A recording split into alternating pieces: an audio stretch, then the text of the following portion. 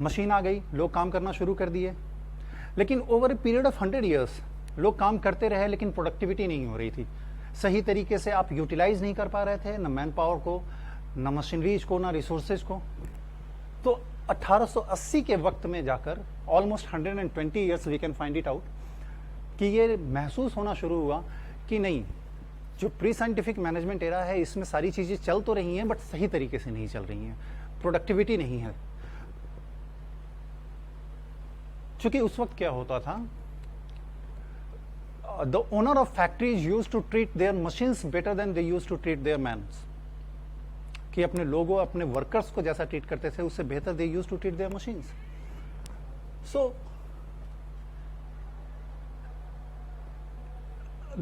that is the time when second era of management came into evolution, which is known as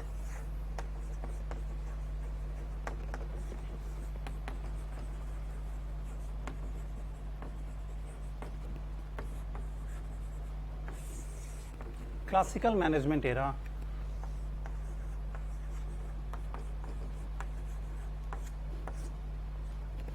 And the period of classical management era was 1880 to 1920.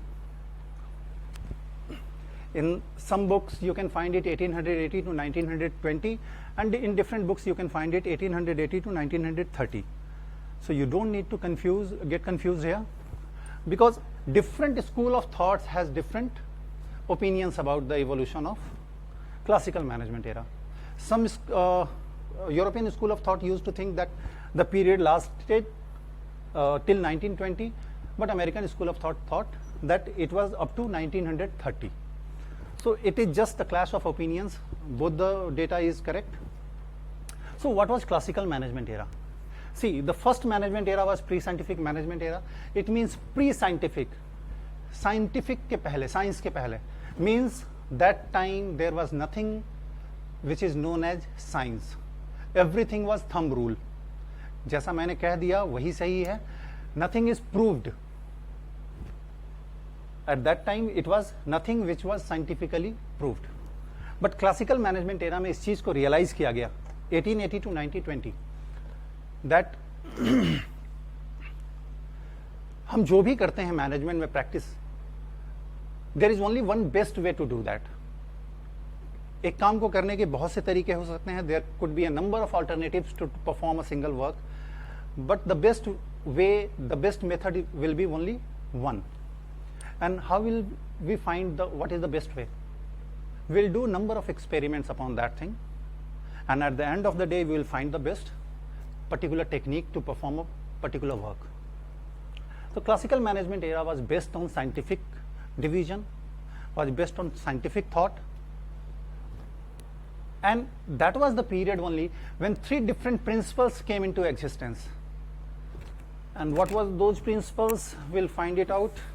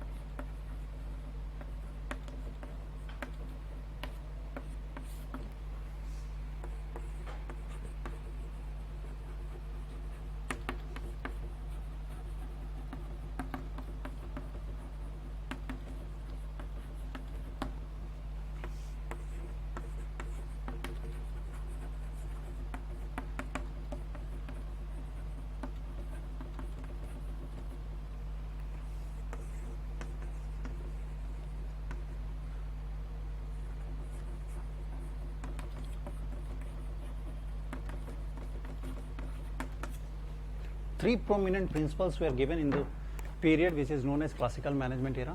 The first principle was administrative principle, which was given by Henry Fayol. There were 14 principles which were given by Henry Fayol. The second principle which came into existence in classical management era was scientific principle, which was given by Frederick Winslow Taylor, popularly known as F.W. Taylor. And the third principle was given by Max Weber, which is known as bureaucratic principle. After that, third management era came into existence, which is known as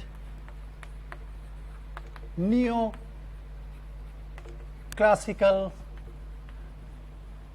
management era, and its period was 1920 to 1950.